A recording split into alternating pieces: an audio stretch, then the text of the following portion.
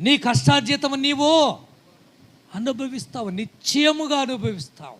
ఎప్పుడు? దేవుడంటే భయము భక్తి కలిగి ఈ విధంగా మందిరానికి వస్తే నీ కష్టార్జితం ఎందుకు పరులు పాలవుతుంది? ఆదివారం ప్రభు సన్నిధికి వచ్చి ఆరాధించేలు చూడు. దేవుడంటే భయము భక్తి కలిగి జీవించు.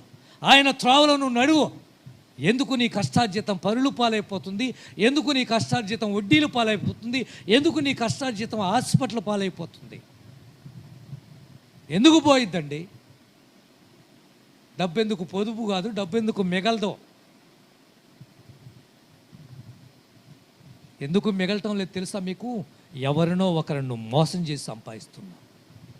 ఎందుకు డబ్బు పొదుపు కావటం లేదు తెలుసా మీకు? అక్రమమైన దారిలో నువ్వు డబ్బును సంపాదిస్తున్నావు.